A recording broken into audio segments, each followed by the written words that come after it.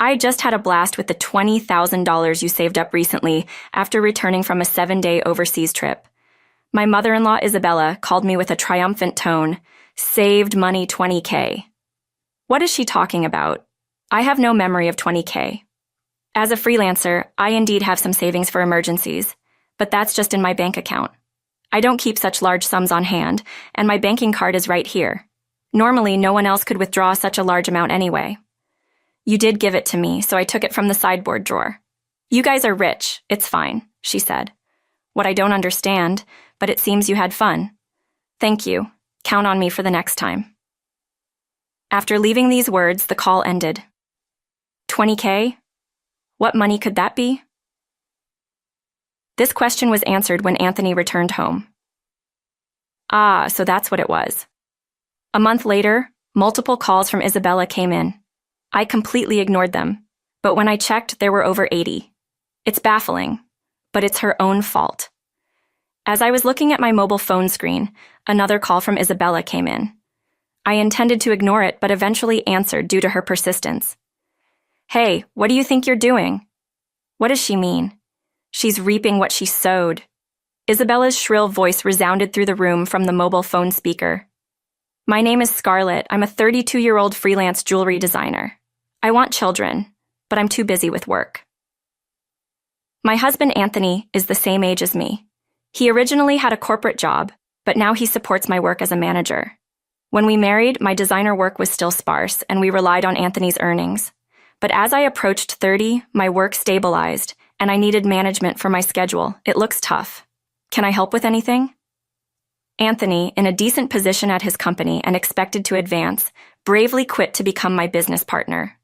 With Anthony's management, we now have deals with famous international brands. Even as a couple, we have our troubles. It's Anthony's mother, Isabella, who lives alone at his family home. Isabella believes we're living a luxurious life and often comes asking for money.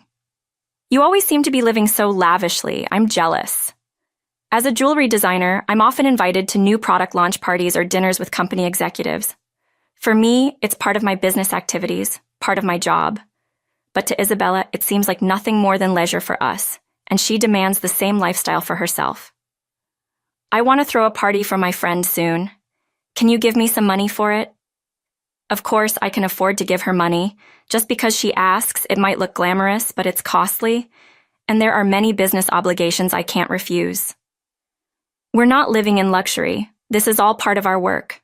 Dressed up beautifully, eating at expensive places. I envy you. She says this with a hint of sarcasm. Isabella just doesn't seem to understand. While I keep refusing Isabella's requests, Anthony, being her son, sometimes gives in and hands her money. If giving her a little money keeps her quiet, then it's a small price to pay, he says. For Anthony, it's easier to give her some money than to deal with her interrupting our work, but Isabella's demands only escalate. It's left both of us at our wits' end. I want a new dress for an upcoming gathering I've been invited to. Just the other day, Isabella came over and pestered Anthony. A dress? Wouldn't a 2-piece suit work? We've been asked to buy clothes before. There might be cheaper options, but what Isabella wants is certainly not cheap. It's a fancy party. Everyone will be dressed up. I can't be the only one in old clothes. Isabella makes a fuss. I think proper attire, old or new, shouldn't matter. Oh, speaking of dresses, I need a matching bag too, so I'm counting on you. With that, Isabella left. Anthony had set up a credit card in Isabella's name because of her frequent money demands, telling her to use it for her expenses. At first, she overspent and got warned by Anthony, but she showed no sign of changing. Anthony asked her to at least report before making big purchases, so she began to tell us what she would buy. But it continued like this. Once she said, I found this beautiful ring and just had to buy it. Sorry for the after-the-fact notice. And the bill was astronomical. If you're going to spend like this, can you return the card? We can't afford to pay it all. The card was in Isabella's name, but Anthony was the one paying the bills. Isabella seemed to think having the card meant she could buy endlessly. A credit card isn't a magic money dispenser. What you spend must be paid for. Since the money wasn't coming directly out of her wallet, Isabella kept using the card. So, Anthony decided to put a limit on her card spending. What the heck? I couldn't pay for my shopping the other day. Isabella stormed in, complaining. We're struggling with the payments because of your overspending. So we've lowered your monthly limit. It's still enough, right? Just because you say that, you two are still dressing up and going to fancy places. How is what I'm doing any different, Isabella? That's part of our job. If that's a job, then what I'm doing isn't any different. It's unfair that only you two get to have all the fun. The product launches and parties often take place in luxury hotel event halls or restaurants, but our attendance is for work purposes too. Isabella, it seems like we're just dressing up and having fun. Still, since putting a limit on her credit card, she seems to have quieted down a bit. Sometimes Isabella comes to our house and seems to complain about something to Anthony, but for a while, life went on without major issues. As the end of the year approached, there was a change in my work. A foreign brand manufacturer approached me with a proposal to expand business dealings by moving our base overseas. I was over the moon with excitement. If this worked out, I could join the ranks of top-tier designers. Anthony, handling it as my manager, said, "It's a chance we have to take." Right, opportunities like this are rare, but then I'm worried about Mom. She might even say she wants to come with us. Given Isabella's past behavior, it was a plausible concern. It would be wonderful to live overseas. I want to come too, we told Isabella about it that weekend. She said just as we predicted, we're going there for work. It's not going to be a leisurely life, Anthony tried to explain, but Isabella wouldn't give up. You're trying to trick me. You plan to live even more lavishly there without watching. We're not moving there permanently. We'll come back after our work settles down overseas. You're saying that, but you're planning to leave me behind, aren't you? Exhausted by this circular argument, both Anthony and I were tired. Okay, we can't take you with us, but how about we pay for a week-long trip for you instead? Anthony suggested, worn out from convincing her. Really? Are you sure? We'll cover your flight and hotel, but the rest is up to you. Yay, thank you. Isabella left, half happily, but the peace didn't last long. A few days later, while Anthony was busy with the overseas move arrangements, Isabella visited our house. Hey, Scarlett. Anthony said that, but I want to shop over there too. Can you give me some money? What about the card that Anthony gave you? I asked, knowing there was a card she was supposed to use. That's the thing. Anthony finally took it away from me the other day. It seemed she had been admonished for overspending and had it taken away. Maybe he was worried she'd misuse it with different currency rates overseas, but I didn't have such money on hand either. I can't give you money without Anthony's approval. Can you ask him? It's no use asking him. That's why I'm asking you. Isabella left, raising her voice. Over the New Year's, Isabella went on a 7-day trip abroad. I assumed Anthony had somehow managed the money. However, upon her return, Isabella revealed an unbelievable truth. The day Isabella returned, I received a call on my mobile. I'm back! It was so fun! On the other end, Isabella excitedly shared her sightseeing and dining experiences, even though I hadn't asked. And I overbought souvenirs, couldn't fit them in my suitcase, so I had them shipped from there. Can't wait for them to arrive. That's nice, I replied, feeling a bit fed up. Thanks to the money you saved up, I had a blast. Saved up money? What are you talking about?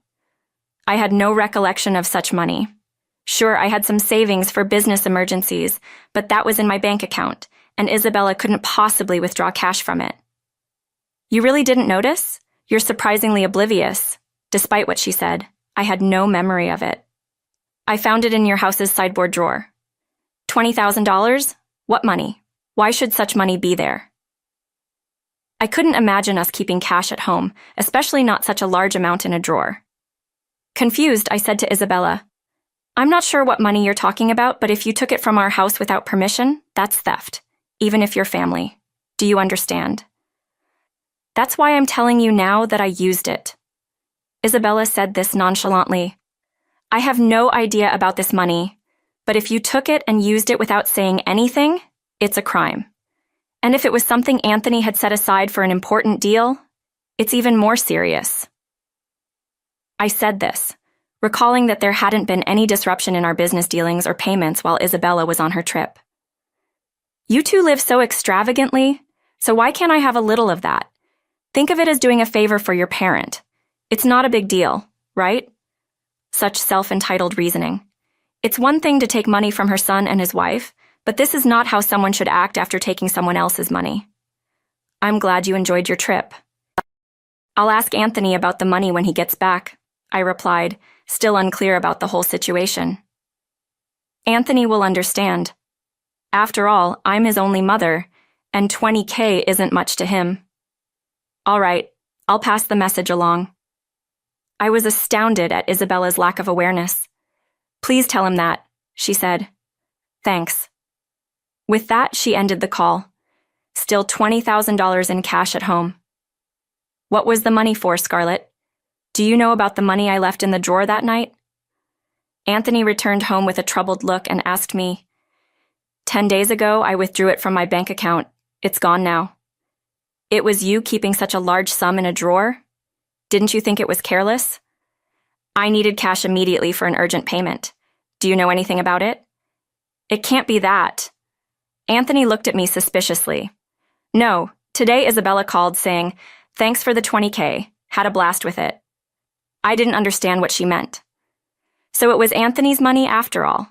But what was such a large amount meant for? Hey, if it wasn't for a business payment, we've been doing bank transfers for a long time, right? Why cash all of a sudden? I understood it was Anthony's money, but still didn't get the whole picture. So Mom took it without saying, then it's her fault. What do you mean? I was still puzzled and asked Anthony back. Anthony started explaining why he had left such a large sum at home. After limiting the credit card's amount, Isabella had secretly been borrowing money from various sources. This included payment on consumer finance cards and credit cards she had secretly opened. When Anthony found out, he took all her cards and prepared the cash to repay Isabella's ballooning debt. Although, if I gave her cash, she'd spend it herself, so I planned to pay the institutions directly. A bank transfer would leave a record in our accounts. I didn't want too many records in our bank accounts for the sake of trust with our business partners and bookkeeping. That's why I decided to cash it out and pay individually. Supporting Isabella's overseas trip was like a parting gift, as we wouldn't be able to take care of her like before after moving abroad. So that's what it was. What will become of Isabella now? Debt collection notices and payment demands will probably start coming soon, but since she spent it herself, there's nothing we can do, Anthony said nonchalantly. A month passed, and as I was busy packing for the move, Isabella's calls to my mobile phone kept coming. Anthony had said not to bother with her, but the calls were too frequent to ignore. When I counted, there were as many as 80 almost every day. It was just enough to make me concerned. Just as I was thinking about it, my phone rang again. Isabella hesitating. I missed the call, but soon it rang again. I ended up answering. Why aren't you answering my calls? Isabella's voice sounded almost like a cry. I'm sorry. I've been busy with moving preparations. What's wrong? I tried to calm down and listen to what she had to say, and to hear Isabella's side of the story. It's not just, what's wrong? They're asking for money. Payments almost every day. It's too much. What about Anthony? You contacted him, right? He seems to be blocking my calls. I can't get through to him at all, Scarlett. You're my only hope now. Please help me. I was surprised that Anthony would take such a drastic step with his own mother. If he had paid off Isabella's debts with the money he had prepared, this situation wouldn't have happened. It seems Isabella is now inundated with collection letters from finance companies and consumer lenders. The collections calls are nonstop, and she seems helpless to do anything about it. I had never witnessed such a scene before. It was something I thought only happened in dramas. I'll mention it to Anthony, but I can't say what he'll do. A mother in trouble, it's a son's duty to help, right? Please ask him for me. Okay. With that, the call ended.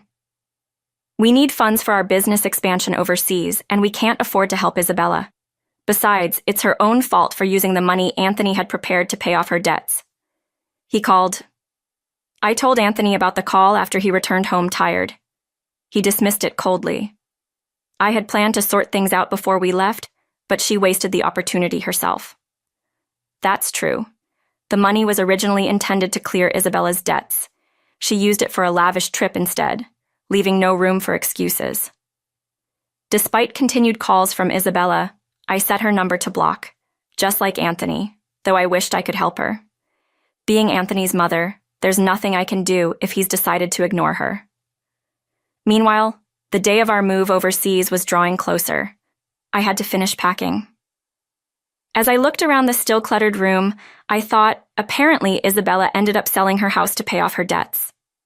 In addition to the $20,000 that Anthony had intended to repay, she seemed to have hidden more debts. The amount was so large that even after selling her land and house, she couldn't pay it all off.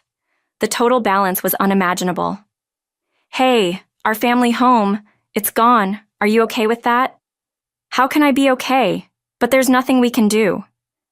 Anthony looked somewhat sad. Losing the house where one grew up must feel like a great loss. Having lost my parents' house early, I understood the loneliness of losing one's family. But unlike me, Anthony lost his place to return to because of his living mother. I can't even imagine how that feels. Isabella is now living in a cheap apartment, struggling to repay the remaining debts with her part-time job. At her age, it must be hard to find work. I feel a bit of sympathy for her. However, the consequences of her own spending led to this, so she's to blame. Even for the elderly, they must take responsibility for their actions. My business is going well overseas, and the move has brought more inquiries from other brands. I'm getting offers from unexpected places, something I couldn't have imagined back home. It's all very appreciated, but I'm so busy I barely have time to sleep. Despite being overseas, I don't have the time to explore. Anthony is also a busy man in everything. At this rate, having children is still a distant thought. I ponder this as I gaze at the foreign cityscape outside the window.